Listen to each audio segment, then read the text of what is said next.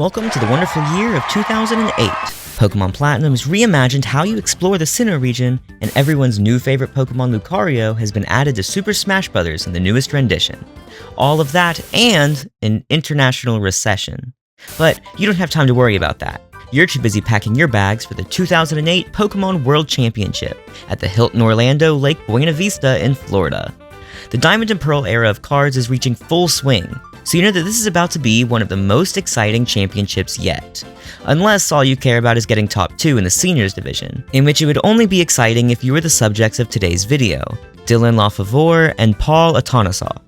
Dylan LaFavore made it to the grand finals in Orlando representing America, which considering the geographic distribution of this year's top 16, actually isn't that surprising.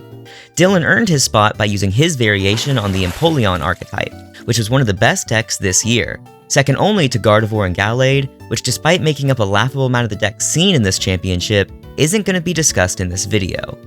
Dylan's specific version, Empatech, leaned heavily on Pokemon for utility, and an Empoleon that, according to the Pokemon Company's official blurb, would pass out damage like candy. Empoleon's ability to spread out this pain is why he's the mascot of LaFavore's deck, and the first card we get to talk about. Similar to last year's Empoleon, this card from Diamond and Pearl's Majestic Dawn focuses much of what makes it special on both players' benches. First off, it can deal damage to the opponent's bench, or their active 2 technically, with the move Dual Splash.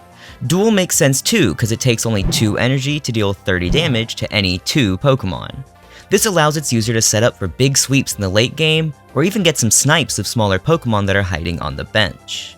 Then, once you've laid some damage on, you can finish the job with Surf Together. Adding another energy allows Empoleon to do 50 damage plus 10 more damage for each of your own benched Pokemon, which is pretty cool considering this is a very Pokemon-heavy deck compared to past decks, and especially compared to what we will see in the latter half of this video. The only downside that is if you flip a coin, and if it lands tails, all of your benched Pokemon also take 10 damage. 100 potential damage though is nothing to scoff at, so it's honestly a risk I would be willing to take. You won't be able to get that 100 damage though without filling your bench with other Pokemon, one of which being found in the ever so renowned Claydol. The king of consistency Claydol made a mark so deep on the Pokemon TCG that it even got a special reprint in the 25th anniversary set celebrations. So what makes it so special? It sure wouldn't be its 40 damage spinning attack, so it has to be the Pokepower Cosmic Power. Instead of raising Claydol's stats, cause you know, there aren't any in the TCG, this version of Cosmic Power lets its user put up to 2 cards from its hand in the bottom of their deck. It then allows them to draw until they have 6 cards. For modern players, this is something very similar to Bibarel's Industrious Incisors, just with extra steps. What may seem like a hindrance, having to put the 2 cards from your hand to the deck, can actually be a blessing. Imagine you already have 6 cards, but they're all duds. Now you get to offload 2 whole cards of dead weight, and it serves as built-in consistency for using the ability. Something like Bibarel, if you already have 5 cards, you better hope you can play something, cause he ain't helping you any more than he has to. Who will be helping you, however, is this deck's final main Pokemon, Dusknoir. Dusknoir and Empoleon fit together like 2 peas in a pod, or at least they will in about 3 years, though they still synergize pretty well for now though. What is a player to do if Empoleon's poking the bench isn't enough to take out the opposing Pokemon? Well, remove them from the field entirely, and this is exactly what Dusknoir's Dark Palm is all about. If your opponent has 4 or more benched Pokemon, you get to choose any of them to be banished back into the deck along with all attached cards. This is a pretty cool ability, especially considering Dusknoir can do it when it's sitting on the bench. And just because Dusknoir is effective on the bench doesn't mean it can't do anything in the active slot. In a deck that it tends to play from behind, a move like Hard Feelings fits in perfectly. 5 damage counters on the defending Pokemon, and an additional damage counter for each prize card the opponent has taken. 100 damage for only 3 energies. How are you going to use a psychic move in a water deck, you ask? With the support of the beloved Double Rainbow Energy. As long as Dusknoir stays evolved, it gets 2 Rainbow Energies. The 10 damage reduction doesn't even apply considering its only attack places damage counters instead of actually dealing damage. This is a weird distinction but a very, very important one even in today's meta. Claydol and Dusknoir have really good abilities for a deck like this, but in a cutthroat game like the Pokemon TCG, you have to be able to sacrifice those benefits in a moment's notice if it means stopping your opponent's even better abilities. This is the exact goal with EX Crystal Guardian 74 Cessation Crystal. As long as this card is attached to your active Pokemon, no Poké Powers or Poké Bodies can be used. This doesn't always have to hurt you either. You can attach it early game while you're still setting up your team, or even just switch a Pokemon with it to the active slot at the end of your turn after you've used all the abilities that you want. This versatility and the fact that everyone and their mother was playing with their own Claydol made this the perfect addition to a deck like Empatech. Similarly perfect for this deck's main win condition is the Scramble Energy from EX Deoxys. This card offers 3 Rainbow Energy in exchange for having taken less prize cards than the opponent. This aligns with Empatech's primary goal of falling behind just to steal the win in the final moments. 3 Rainbow Energy is more than enough energy for most of the many Pokemon in this deck, and exactly enough to bring out the biggest attacks possible from Dusknoir and the titular Empoleon. Of course, if you want Empoleon to maximize its biggest attack, you need to ensure that it's going to be used on the correct Pokemon, and this leads us to discussing the final card from this deck. This final card is Warp Point.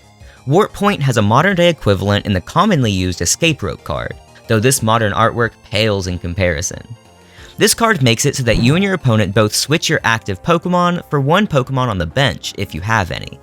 This not only allows you to pressure out a certain Pokemon by removing other options with Dusknoir, but also allows you to respond to the new defending Pokemon by placing the perfect counterpick at the forefront. Then wham bam thank you ma'am, you're moving on to the next battle. All of these cards combined made for an absolute powerhouse at the 2008 World Championship, even if this specific breed of Empoleon archetype was seldom seen. With Claydol to make sure you never went without the perfect card, Empoleon's ability to poke and deal massive damage, and Dusknoir's holding the answer to those pesky extra Pokemon on the other bench, this deck strategically takes blows until it uses its tech cards like Warp Point and Double Rainbow Energy to create the perfect opening to win the game. Is it able to stand up against a deck with an equally tanky and possibly even stronger mascot? Let's find out after we take a little sponsored detour. Do you own a Nintendo Switch? Me neither. If I did though, I would need a way to play it in handheld mode, cause Lord knows I can't get a grip on this thing to save my life.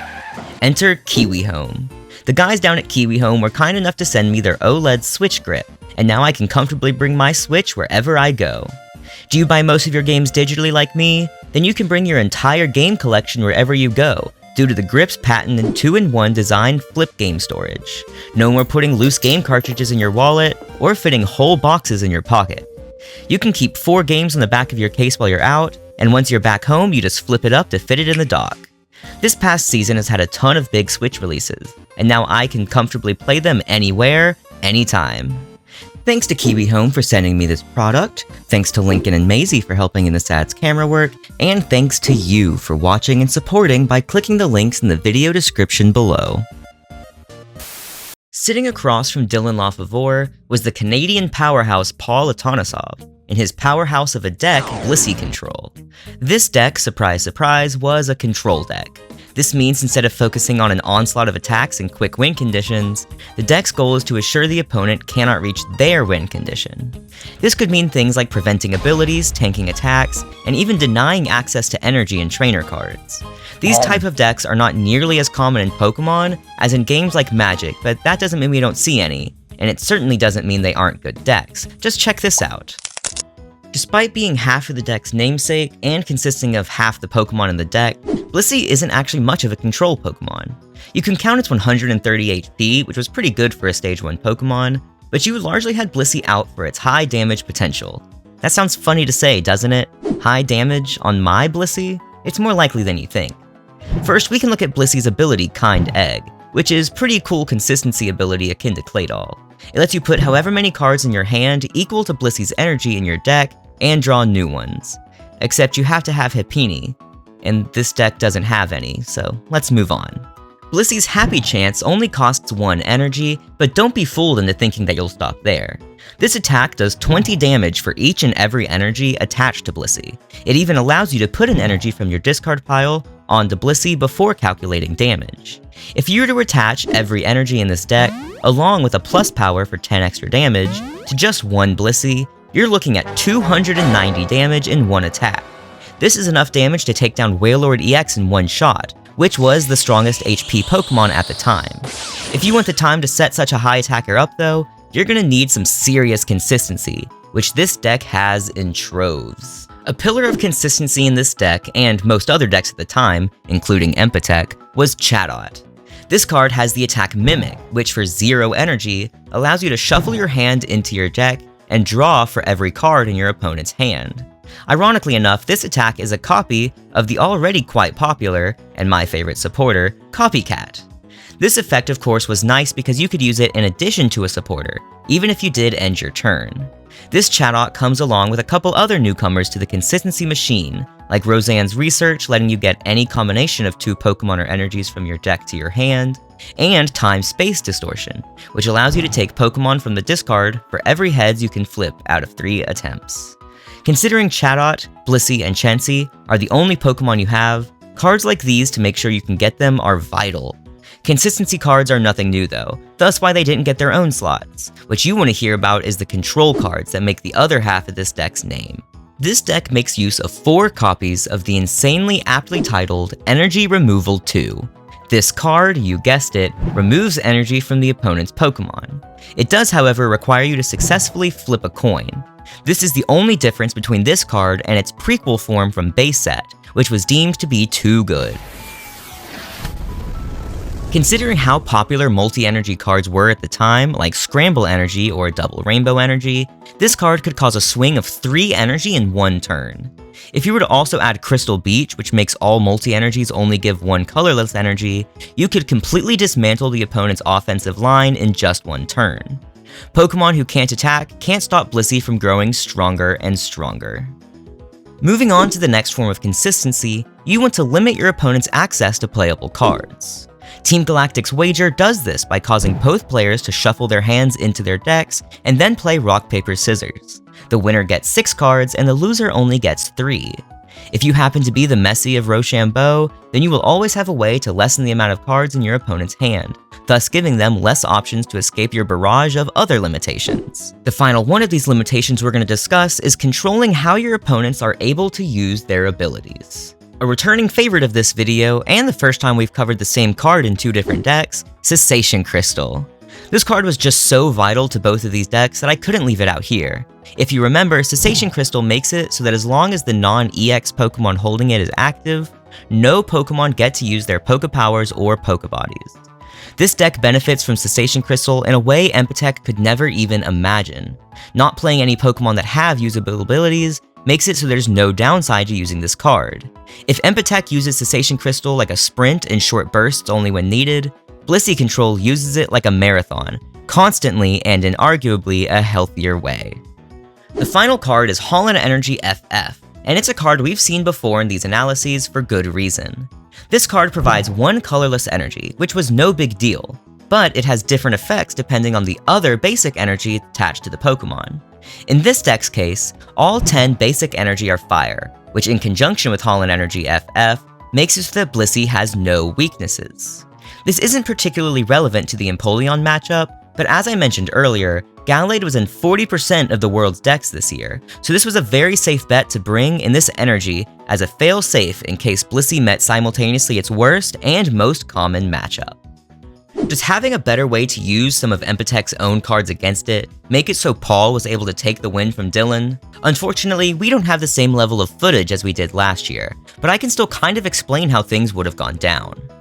When both decks like to play slow, things like Empatech's ability to snipe low HP Pokemon like Chatot with Empoleon made it so Blissey's 130 HP was completely ignored. It was even just possible to remove Chansey's and Blissey's entirely with Dusknoir, giving Dylan a serious advantage. What's the removal of 1 or 2 energies when Dusknoir can just remove your entire Pokemon? Heck, if the energy was removed, Empoleon's Dual Splash had a low enough cost to still slowly but surely chip away at Blissey Control. Because of this, it was indeed Dylan Lafavore who came out on top in what surely made for an amazing match of the Pokemon card game at Worlds 2008. The real world has kept me away for a while, but just like Empatech, I'm slowly but surely working my way to the top. If you liked this video, check out this playlist to see all the past ones like it. And be sure to subscribe so you can see the next World Championship analysis featuring our first Level X Pokemon. Until that day comes, be sure to like, comment, and subscribe. It's free, so you'll always get your money's worth.